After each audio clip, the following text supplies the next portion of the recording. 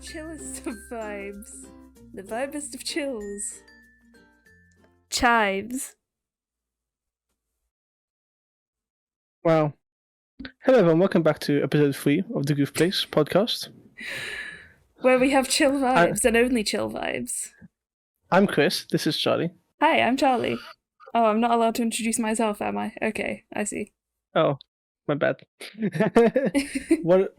So Charlie, what's the plan this week? Oh, are we diving right in? Okay. No witty banter to start with. Oh, witty banter. We're not doing that. No! Oh, gosh. funny little mouse. R.I.P. headphone users. Ohayo gozaimasu. Watashi wa Chris-san. Oh, I was going to do Japanese.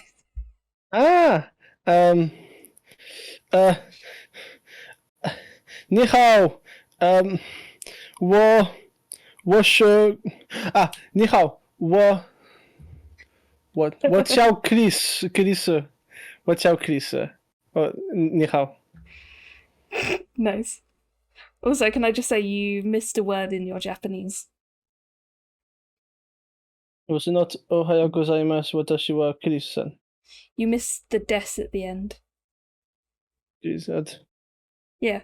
So for me it would be Ohayo watashi wa Charlie desu. Do you want to do Spanish? Hola, mi amigos. ¿Cómo estás? Sí, muy bien. Me gusta la peda y mi apellido, Chris. ¿Y tú? ¿Qué? ¿Tú bien? Sí, wow. I think you've gone too far. Okay. Tapas. Et enfin? Salut tout le monde. Non, Bonjour. et enfin. Wesh, comment ça va? Oui. Moi c'est Charlie et ça c'est Chris. Lui c'est Chris. Bonjour. Et nous sommes Goof Games. Nous sommes Goof Games. So unless you've gathered it already, audience, friends. This week is Languages Week. Mm-hmm. Charlie, why are we doing Languages Week? What ties do we have to languages? I mean, I would hope that was pretty evident from us. The Chris is very, very good at languages, and I know French. That's all I've got. That's all I've got going here. I tried learning Spanish. I've tried learning Japanese. I'm just not. I think my brain's pretty set in its ways. But we can talk about that later, because you know why? Why? We need to talk about our goofs of the week. Of the week! Maybe one day we'll actually have a little jingle for that. Of the week. Do you want to go first, or shall I? So Charlie dear, what gifts did you? What's that little gift that you did this week? I actually have two to choose from. Do you want to pick a number 1 or 2? Number 2. Number 2. Okay, so this happened yesterday. Chris knows about this, but I made hamburgers and fries for dinner last night. And oh my gosh, they were so freaking good. I'm so proud of myself. Honestly, there is nothing better than homemade fries, and I will stand by that statement. Fight me. But after all that was done, and I was about to do the washing up, I was wondering what to do with all of the leftover frying oil for the fries. And I said to my flatmate, I was like, well, what should I do with this? And he basically gave me like kind of I don't know, but he was like, you could just pour it down the drain. And so I kind of considered it for a while. I did some research which said don't pour it down the drain. And I landed on the conclusion of, I'll pour it down the drain. I literally can't think of anything else that I can feasibly do to dispose of this. Because none of the other options were really feasible for the amount of oil that I had. But just as I was starting to pour it down the drain, my flatmate came back into the kitchen and he was like, oh, I was just about to tell you, I just realised we could have reused that. We could have strained it and reused it. And I was like, and we were just kind of both looking at the drain, looking at the damage done and the tragedy before us. You never told me about this. About that No. gift. No. Wow, No. amazing. So my gift of the week is when I was a kid, I wasn't a particularly smart kid. And Big I lived on a brain. I lived on a hill. Basically, I used to go down that hill on my bike. And then one day I decided to go down the same hill on a scooter. And scooters don't have the best of bikes. You know how you have to kind of put your foot on the back of the scooter to slow it down. This turns out that didn't work. I didn't notice this until I was top speed barreling down towards a fence. It was on those fences, those kind of fences where pedestrians go through to block traffic or whatever. And here I was, about 11, going incredibly fast down this hill on a scooter, barreling towards my death. I mean, that's a At this bit point, dramatic way of putting it. yes, theatre. Bowing down towards this fence, which was probably gonna, yeah. And I couldn't do brakes. So what do you think Chris did? Option 1, he got knocked into a fence. Option 2, the brakes worked. Option 3, he jumped off. You didn't. Oh no. It's option 3. Luckily, I'm a genius, a parkour genius, maximum skills. You're French after all. It's the art of running away. There were grass banks on either end of on either side of this path, and I jumped, rolled into the grass on the side. It was amazing. My scooter hit the fence. I wasn't doing some cool parkour wall. I kind of just jumped to the side, ended up rolling on the grass, completely fine, and my scooter smashed into the fence. Huh. It was something out of an action movie. Sure. Imagine John Wick, but more French. I'm trying to think where this fence is, because I've been with you to your hometown. We went to visit it a few months ago. Where? It's going up to... You didn't go there. It's a small path going up. Oh, okay. Yeah. Cool. Right. So, yeah. Make sure... Either wear a helmet, or make sure that your scooter, has brakes before you decide to go bounding down a hill. Long story short, be more sensible than Chris. Yeah. Yeah. Never follow my example. Thank you very much. Okay. But yes, that was my goof for the week. So. Of the life. So. As Chris mentioned, the sort of main topic of this podcast episode, however, is going to be about languages, les langues. Langages. Yes, because languages. Chris is bilingual, and I'm a tryhard. I'm a tryhard bilingual. Chris is definitely much more of a polyglot than I am. You're a translator, which means you're a tryhard professionally. Yeah. I mean, basically. Totally. First though, Totally. Why French? Why did you start learning French? I actually, I started learning French when I was 5 years old. So, my mum, she did a lot of languages when she was at school and for like A levels and stuff, and she for a little while worked as like a phoning communicatory person at Boots. So she would sort of call Italian and French and Spanish suppliers and stuff and communicate with them, because she was super linguistically blah blah blah blah, and you didn't need as many qualifications for that sort of thing back then. Yeah, and so she always knew that languages were a great thing, and we have friends over here in France. And so when I was 5, she was like, well, school's not gonna start teaching her now, so send her off to French club. There was this woman in the area called Sandrine who ran a French club at my infant and junior schools. I still have her number to this day. She's been my like my French tutor a couple times before for things like A levels and GCSEs and stuff. But yeah, so I started learning then, which is why I think my pronunciation is a bit better than most French learners, because I started learning at a much younger age.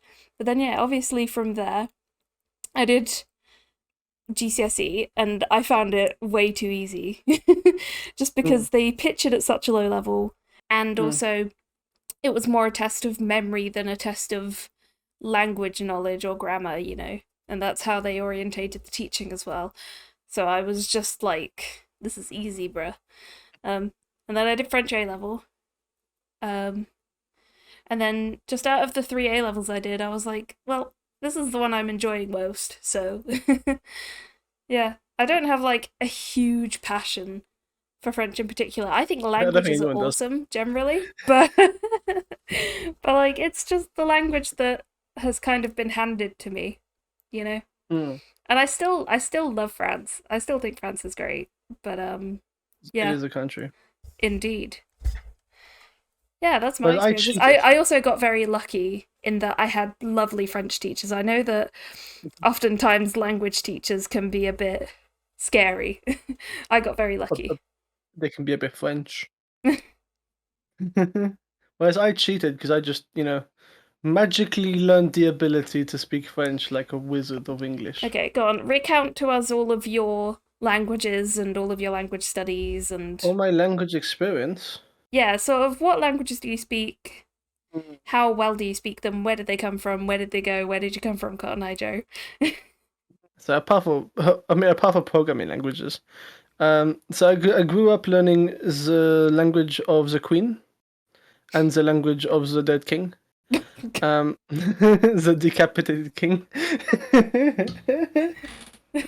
So I know I grew up in France, from a British family, so obviously I learned both. And it was always an interesting one where French to me was a completely different world than English because French was my school language, English was my family language, Mm. so they were very distinct and they never used to mix.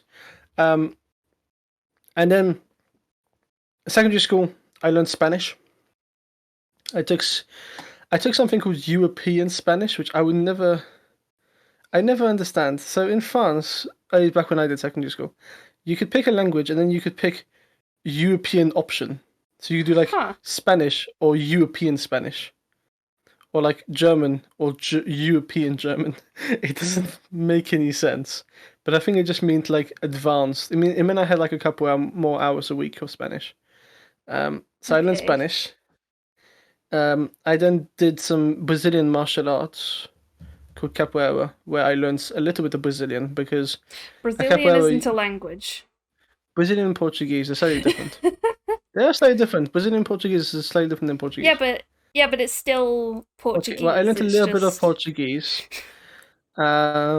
because capoeira. We won't go into detail about it. We might talk about it in a podcast one day. yeah, But we could do. you sing a lot doing it, which is a bit of a weird one. But you do martial arts, but you sing a lot at the same time because it's rhythmic, so you do stuff Yeah. rhythmically. And you start by just the teacher never teaches you the words, so you kind of start by just humming along completely incorrectly, trying to guess the words. But then after a while, you understand what it means. Um, so that's why I learned about Portuguese. I like to say that Portuguese is just Spanish with extra steps or less steps, depending on your point of view. Oh dear. I did Latin for 3 years in secondary school, which isn't a language, you know. It's a dead language. Yeah, we had a Harry Potter class, which was fun. And then I did went to high school, or what I call high school. So your guys is A levels. Lisa. Um, and did Mandarin for 3 years. While still doing Spanish, I kept Spanish up as well. And you say so. I did some more Spanish. Then I did some Mandarin for 3 years, which is incredibly hard to learn. um, and then in the university, I did 1 semester of Korean. Wait, that was at Um, university? yeah, at university, Huh. the university I go to, do something called Lingua Mundi, which is you can pay money to basically just join language courses. Hmm. So I I know did that my Korean. uni has something similar, but it's not paid. Yeah. So I did Korean for a semester, and then I was like, I, I didn't say I didn't do Korean because I felt like I did Korean because I knew I was going to Korea to work for a couple months. So then I Okay. learned a bit of the language, Mm. and then I went to Korea for a couple months. So I speak French and English. if you start a conversation with me in Spanish, I might understand half of the words and be able to go, "Sí, señor." In Mandarin, I will be able to say over and over again, "wobudong," which means I don't understand. Oh no, yeah, Excellent. "wobudong." So my number one sentence for my Mandarin exam was, "What?" I can't remember. I think it was like, Oh, the irony. 我知道我懂你的问题，可是我不知道回答, which means I understand your question, but I have no idea how to answer. Excellent. Oh, I love that. Then I learned Python, C#, C++. Wait, no. You can talk about computer stuff and game dev stuff in another podcast, love. Okay. I decided that because Chris speaks so many languages, as you have just heard, and is very linguistically talented, I thought I would set him a bit of a challenge. Okay, so the way that I want to test you, almost, this could be mildly stress-inducing for you, but at least it'll be entertaining. I have found random sentence generators in Spanish, Korean, Japanese, and Chinese. Okay. Oh yeah, I forgot Japanese because I like anime. Yeah. Oh yeah, I guess I forgot to mention I tried learning a bit of Japanese on this app called Renshu. Because I didn't both do very weebs. good though. No offense. Oh. But basically, I've got these random sentence generators, and I'm going to whack them into Google Translate just so we can get the text to speech. And I'm going to play them for you, and you're going to try and guess what they're saying. If you want to play along, let us know how you do down in the comments. If you speak any of these languages to any degree. If you listen to this on Spotify, go onto YouTube and post a comment. Let's see. Poop up. Poop up. Poop up. Okay. Poop up. Are you ready for the first one? I am so ready. I'm psyched. Okay. Can you hear? Chris, quiero que esté feliz y cómodo aquí. Could you repeat that? Chris, quiero que esté feliz y cómodo aquí. But for your information, I've made sure each of them include the word Chris. And in Spanish or Portuguese? It's Spanish. It's Spanish. I should have said that. I can get most of it. Can I get one more repeat, please? Chris, quiero que esté feliz y cómodo aquí. I've no idea what the last word means. Which one? Cómodo aquí. They're two words. Says the end. 2 words. Can you pronounce it for me, slowly? I can try. I did 1 year of Spanish. My accent's not great. Chris, quiero que esté feliz y cómodo aquí. Oh, Chris, I want you to be happy and comfortable here? Yeah. Happy and comfortable here. Perfect. I'm so happy and comfortable. Yay, you did it. 1 point to Chris. Ba ba ba ba. Yeah. Okay, are you ready for the Korean one? Okay. 여기 크리스 락이 주연한 프랑스 성인 코미디 영화가 있다. What? It's so should I pick a more simple sentence for you? No, you can try that again.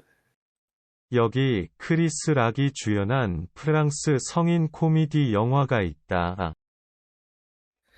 Something to do with French comedy? Yeah? That's good.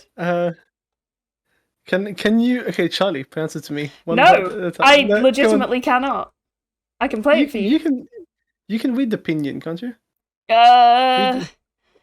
Go on. Being able to look at it and being able to pronounce it are two very different... No, I'm not going to try. No. If I have to answer the questions, you have to try and pronounce them. No, because I don't want to offend anyone. Okay. So, I'll give you one other listen through. 여기 크리스 락이 주연한 프랑스 성인 코미디 영화가 있다. No idea. Something to do with French comedy and Chris. Here's a French sex comedy starring Chris Rock. French sex comedy starring Chris. It was just such a weird random sentence that I was like, I've got to use this. Do you want me to sort of give you a sentence. Give me a sentence in Korean. Okay. Again, I've learned Korean for like 2 months and spent 2 months there. I can't remember any of it now, but I think my Korean was basically just knowing how to order something in a supermarket and give people money. Okay. Are you ready? I'm gonna give you an easier Korean sentence. Okay. 팟캐스트에 오신 것을 환영합니다. He's asking a question. No? No? Okay, try again then. 팟캐스트에 오신 것을 환영합니다. I've got no idea. Again, my Korean is like non-existent. Do you want to know what it was? Go on. Welcome to our podcast. Ah, wait, can I try and pronounce that? Can I look at your screen and try and pronounce it? Go for it. What of you Koreans are there? Podcast 오신것을 환영합니다. I'm pretty sure that the pronunciation is wrong. But I tried. You tried. You tried. Okay, stop looking at my screen. Okay, I've got a funny sentence in Mandarin. I think it's Mandarin. It just says Chinese. So, okay, ready? Go on. 克里斯对我个人和他的许多朋友及同事都是一种激励，我们会非常想念他。Why is it so long? Because I thought the sentence was funny. It's something to do with friends and nationalities. Nationalities? No, or people. Okay, want to hear it again? Try again. 克里斯对我个人和他的许多朋友及同事都是一种激励，我们会非常想念他。Something. You're saying it's definitely it's in first person, so you're saying like Chris something my something friends. I wish there was a way of slowing the audio down. What I'm gonna do is after you play them again, I'm gonna look at your screen behind the English side and try and see if I can understand it from the Okay. actual like written. 克 It 里 is really 斯 fast. 克里克里斯斯对我个人和他的许多朋友及同事都是一种激励，我们会非常想念他。Some 5 years ago would know what this is because it doesn't sound particularly complicated.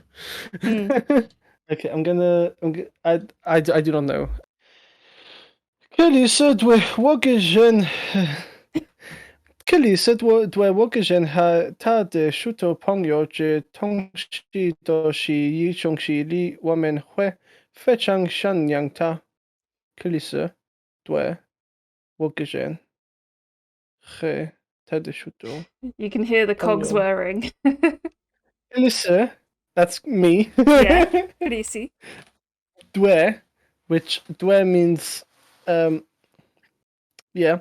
Wogajen, my people. Wogajen? Yeah, is that my people? I don't know. Jen hita de shuto pangyo. Pangyo means friend. Ji tongshu doshi zhongqili woman hui fenchang xiangyanta. It means Chris is a really cool person. My friends think Chris is a really cool person. The audience also believe Chris to be a really cool person. I love Da. it. Okay. What is it actually? Don't look at my screen because I want to read this to you because it's really funny. Okay, so it was Chris was an inspiration to me personally and to so many of his friends and colleagues. He will be sorely missed. Also, yeah, I was incredibly incorrect. I haven't studied any Mandarin since 2017, I believe. Well, hopefully everyone listening found that at least mildly entertaining. Oh, goodness. Hearing Chris fail at his various old languages. You didn't ask me anything in French. I feel No, insulted. because like that's too easy. That's not fair. You're Okay. bilingual. My turn. Oh yes, Chris decided that It's he my turn. had a challenge for me. I will challenge for Charlie. I'm intrigued because my language skills Wait. are not great. This doesn't require any language skills. It's it's a Oh, much easier okay. challenge because I didn't feel like I looked this up 2 minutes before the stream. So this is from Aldi.com. Shout out to Aldi.com. Okay. And these are 11 international idioms that sound downright hilarious in English. I'm going to tell you what the idiom is in English. Okay. You got to tell me what you think it actually means, Okay. as in like what's the sense of it, and what language you think it's from. Okay. Okay.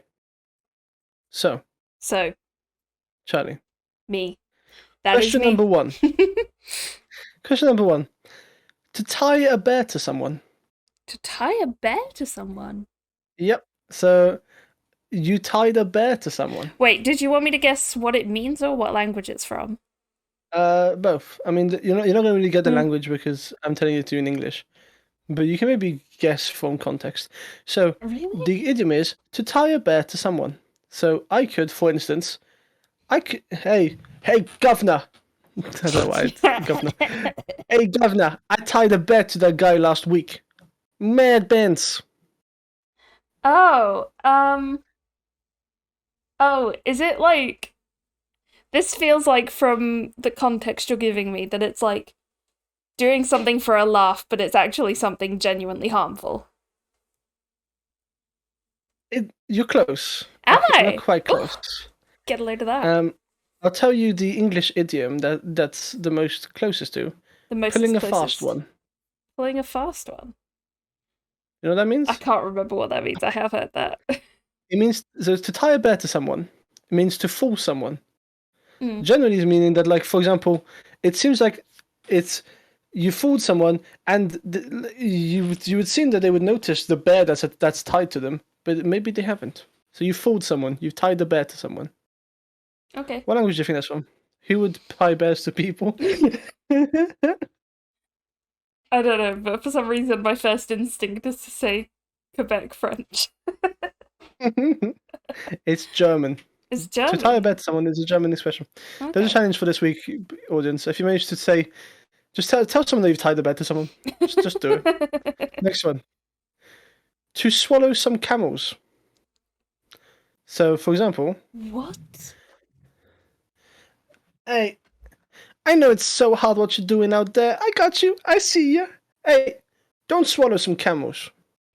Don't swallow some camels, man. Come on. These in context things are very strange that you're giving. Because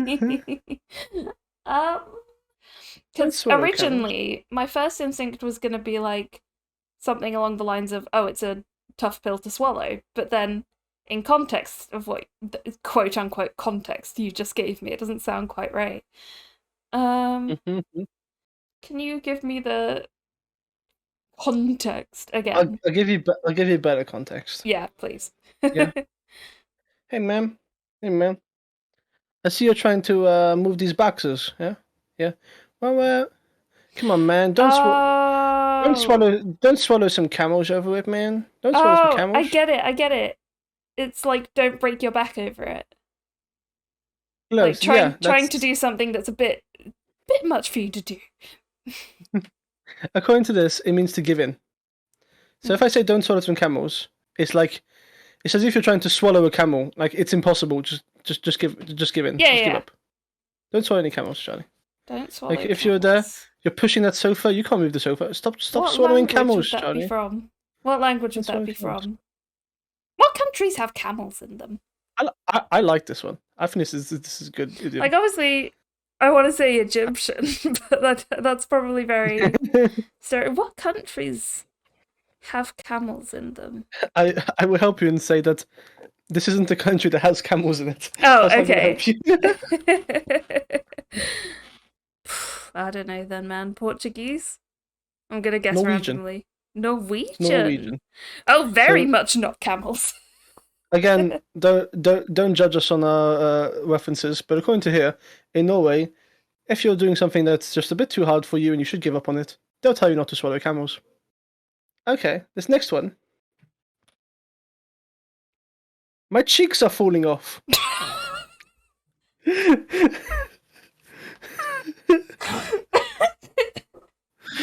cheeks are falling off. For reference, if you're just listening, don't worry. Chris's cheeks are not actually falling. My cheeks are falling off. What does that mean? Oh my gosh. What does it mean? It just sounds like stress. I could give you a context, but I think it make it a bit too Too easy. So, do obvious. you have any initial ideas? Stress. Hey, ma'am. Hey, governor. I went to that pub. I ordered a mac and cheese. Oh, is it like hammered? No. Yeah, my cheeks were falling off. Is it like you ate some really hot food or some really good food? It means to think that this food is delicious.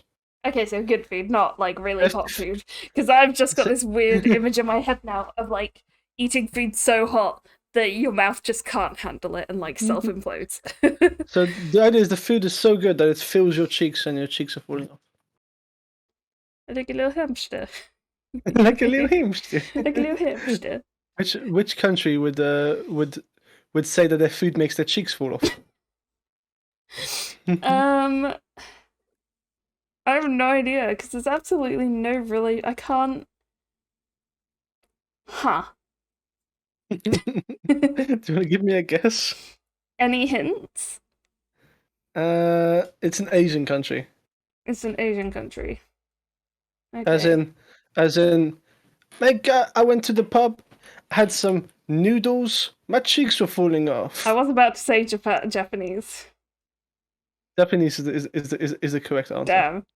This next one this next one's interesting. This next one's an interesting one. This next one. When chickens have teeth. Oh, I know that one's French. Yeah, what does it mean? Isn't it like when pigs fly? Yeah. Yeah, it's So just for the instance- unbelievable. For instance, I've never heard anyone actually say that one, but I know that but I've looked into idioms before. So as an example, friends, hey man, do you think Britain's gonna get any points at the Eurovision this year? When chickens have teeth. Chickens. Look Chickens. at all those chickens.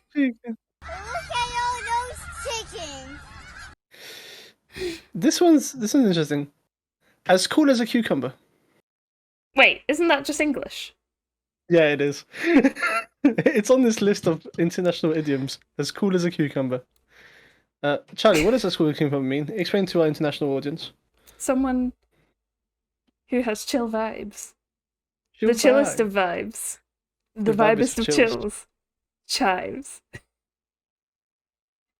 I I think we're can't as cool believe as I've cucumbers. snuck that into the episode twice. I Okay. think we're as cool as cucumbers. Yeah, Uh, right. When chickens Charlie. have teeth. Charlie. Hello. Not all donuts come with a hole. What? Not all donuts come with a hole. Sounds so weird. Not all donuts come with a hole. Not all donuts come with a hole. You know? Like, none. Is it just None of basically donuts saying somehow. like saying don't worry about it to someone who's feeling inadequate? I mean, close. Really? If you want some context, I could say, Go on. oh man, but I didn't get that job interview I applied for. I applied for. I didn't get a job, man. Don't worry about it, man. None of donuts come with a hole. Oh, is it just like not the right fit? It's according to this, it means things don't always go as well as you would like. You know, Okay. stuff happens. Donuts sometimes don't have holes, you know. Surely Like- donuts without holes are better though. It's Because more you get donut. more donut, yeah. Now, tell you, which country do you think would say some donuts don't have holes? And audience as well. You guys can What guess. countries of donuts is a prevalent part of culture apart from America? I mean, one of the previous ones had camels, and it was Norway. So I don't know if there's any logic to this. I'm going to just say a random language. Indonesian. No idea. Italian. Italian. Italian. Ah. Okay. The sentence is to slide in on a prawn sandwich. A prawn sandwich. Yeah. To slide in on a prawn sandwich. Yeah. Chuck some shrimp on the barbie. A barbie. You need some context. What? Yes. Hey man, I saw one of those famous celebrity guys the other day. Man, those people are always sliding in on prawn sandwiches. For the viewers on Spotify, the listeners on Spotify, Charlie is giving me the most confused of faces. I would say it's the kind of face that you have when you see a turtle on its back in a clown costume. Now I'm just thinking about turtles on their backs wearing clown costumes, and I can't remember what the actual idiom was. Something about a prawn sandwich. Slide in on a prawn sandwich, as in, hey, that guy over there, my gosh, he's always sliding in on prawn sandwiches. It's not fair. It's not fair. Is it just like super rich and entitled? It means to have an easy life. Oh, okay. It's akin to being born with a silver spoon in your mouth. I've never heard that phrase. Yeah, when you're lucky, you're born lucky. Yeah, but I've never heard that phrase before. Yeah. What language? What language? I'm Where gonna in just the world do these international idioms come from? randomly say Czech. Czech. Mate. Swedish. Swedish. Okay. In Sweden, people who are fancy, these people who have it easy, slide all over the place on prawn sandwiches. Now that's just giving me the sort of image of someone with a prawn sandwich strapped to each foot and using them like ice skates. So, The struggles of language learning. struggles in language learning. What have Sorry. been some of the difficult things? Or do you want me to What talk are the about some of the difficult difficult things? things? No, you talk. Yeah, you talk. My Me section talk. was a bit long. Charlie, No, what do that's you? okay. What Oh, are some of the you- difficult things about learning a language? You've been learning the language for a while. The language. How's it been, man? How you doing, man? It's been rough. It's been rough, man. It's been rough. That's rough, buddy. I think French in particular can be a bit tricky because it has very, very particular grammar and very, very particular spelling. And it's very peculiar as a language. Like, it's not like Spanish or Indonesian where it's just say it as you see it and much simpler grammar. French is Have you like, tried learning no. Indonesian? No, but I've heard it's one of the easiest languages to learn. But yeah, French is French is interesting. And I'd say one of the biggest struggles I've ever had with learning a language, and this is surprising, because I've always been very good at my writing and at my grammar. I can conjugate verbs better than Chris can. This is true. Or not as bad. Oi. So my writing, pretty great. This is why I like translation. My writing and reading, great, brilliant. Worked on it for ages. I have anxiety, so speaking, like I just could not do it.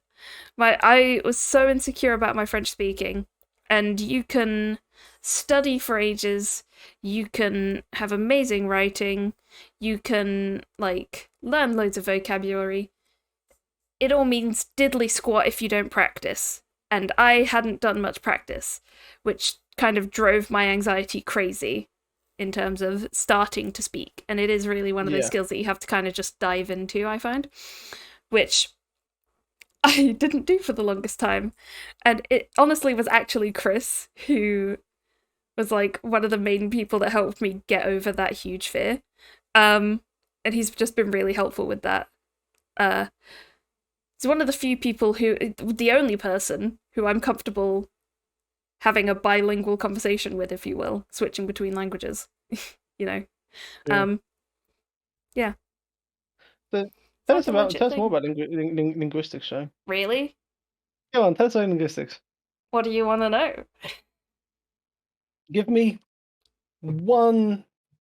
Give me your top 3 fun linguistic things. Do What? you have any What do you mean? oh, did you know this exists? Oh, give us just okay, not 3, 1 or 2, just a little bit like. Okay, I'll tell you about the most interesting bit of linguistics I find, personally. There we go. The most interesting area of linguistics to me is one that's not commonly looked at, and it's called language attrition, which is sort of the deterioration of a language in your brain. So, Yeah. I'm sure Chris has found this with his French My since he's been Korean and living Mandarin. in English for the last couple of years. And I have found this with my English Wait, after living did in you say- France for the last few months. Pause. Did you just say? I'm sure Chris figured it out when he's been living in English for the last few years. Yeah. English. Yeah. Living in English. No, Yeah. I thought you meant living in England. No. Okay, well, I was Like making living a your bad joke. daily life in English. Mhm. Okay, you're living a daily. Yeah. Okay, go on. But it's basically this. The interesting thing is like sometimes, as a language learner or as someone that knows more than one language, you sometimes forget words in your native language. So sometimes I'll only be able to remember the word for something in French, and that's just because I'm using French more now, and you're Yeah. using English more now, so you're forgetting the French ones. You definitely told me all about this. It's like, is it like you switch? You can switch. You switch what your primary language is depending on the environment you're in.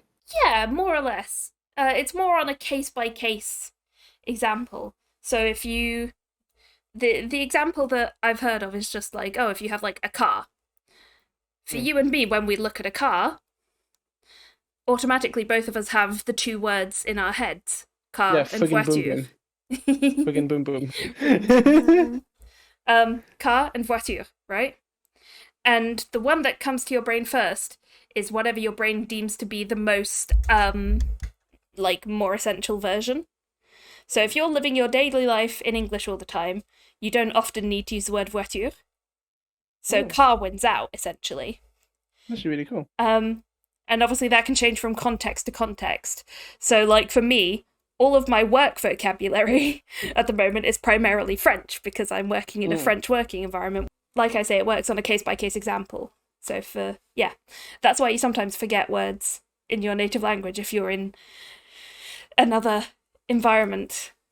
And So that's that's kind actually of really making the non-native version win out more often. I don't know. No, that's cool. This is a weird tangent No, I about like linguistics, and I'm a linguistics nerd, so sorry if you're listening, This is- and I just bored you out of your mind with my No, it's weird fine, it's fine. linguistics Linguistics lecture. is cool, man. This was your Goof Games UK mini linguistics lecture. I hope you enjoyed the mini lecture. But yeah, so you're currently living in France, but we're not going to go in depth for that because we're doing a French podcast at some point, right? Yes. Yeah. But yeah, so we're obviously in the future we'll talk about how we've adapted. But so both of us have studied French quite a lot in our lives, I would say, or any language in general. What's the Goof Games UK top 3 language advice? As like a way As to in- round this off. Yeah, if you're going into if someone who's listening is like, hey, I really want to, I only speak English and I really want to speak Spanish or whatever. And they maybe has hesitations, maybe thinking, hey, maybe I should, maybe it's too hard. As someone who studied language all your life, what is our top 3 kind of like little? I might have to Advice leave bits. this one up to you because I'm not the best example.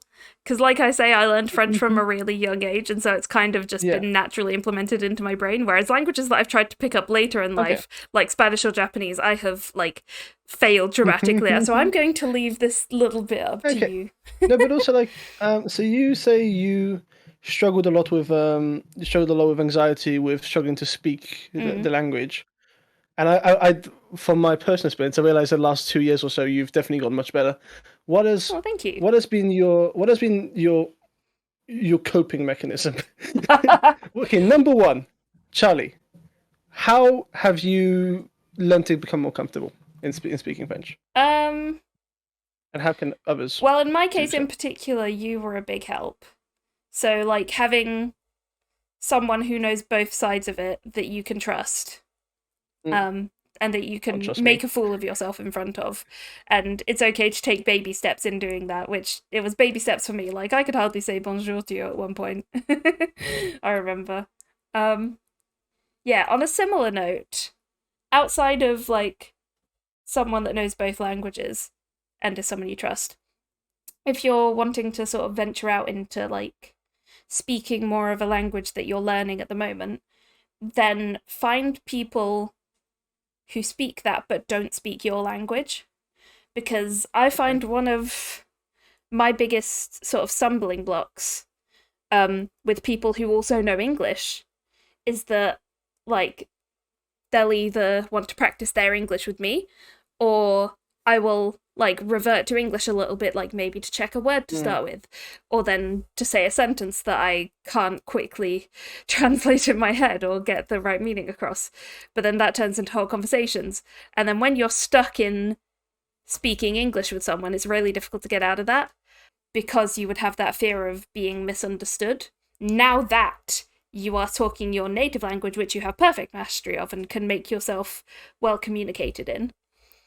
So finding people to talk to in the language you're learning that don't have that bridge back, so that you are therefore forced into just adapting and finding ways around it. So you say number one, find people who don't speak your language but speak the language that you want to learn. Yeah. And talk with them.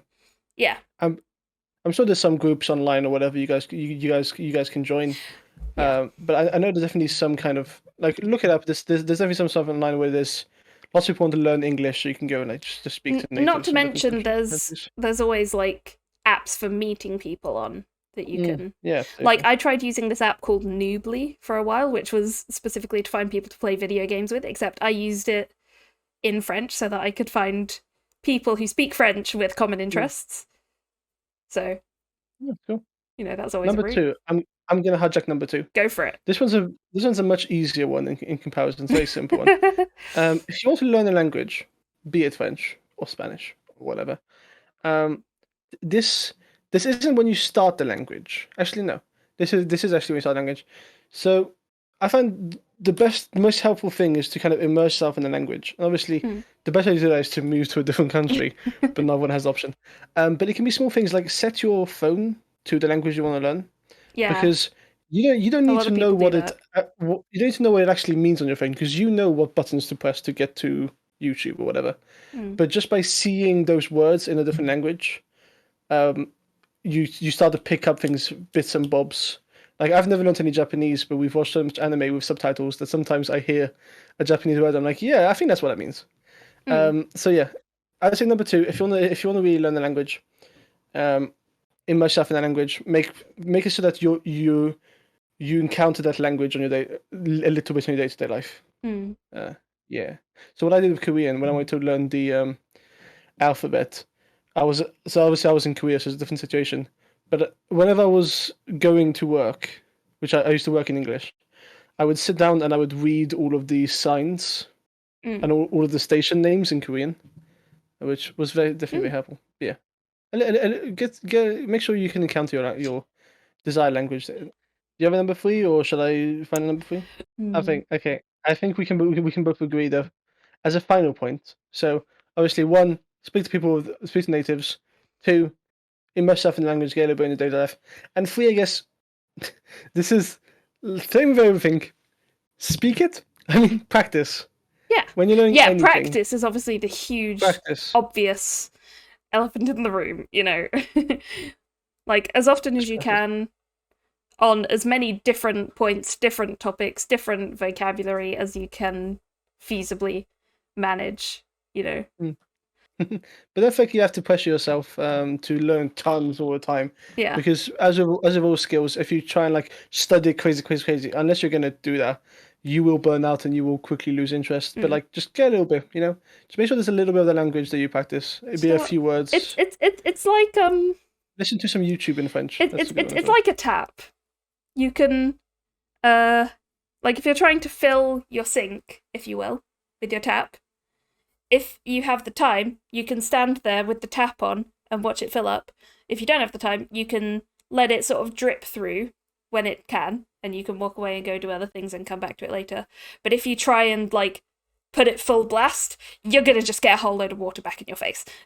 And you don't want to get any language water all over yourself. Welcome to Analogies with Charlie. It's a pretty good metaphor. I like it. I think that's where we're wrapping up the episode. Just to round us off, Chris, do you have your fact of the week for us? Fact of the week. Fact of the week. When Goof Games UK give you something that you thought... That's actually interesting. A chef's hat. A chef's hat? Oh, okay. How many folds does a chef's hat have? Oh, is that like a standard number? It's a standard number. A top hat. 12. With the folds, 100. 100? At least traditionally. Jeez, a chef's hat is supposed to have 100 folds. Why? I don't know, like... It is symbolic. Like a croissant. No, it represents the supposed 100 ways that you can cook an egg. So it's a way to... really specific. It's a way to remind the chef, traditionally, that even the most basic of... I'm going to do it in a French accent because there's, like, food. Even the most basic of ingredients can be cooked in so many ways and make so many foods. So 100 folds in your hat, 100 eggs that you can cook. I don't know if that's supposed to be inspirational or... It's a fun fact. Okay. 100 folds. Right. Next time you're in the restaurant, go to someone's hat and be like, how many folds do you have?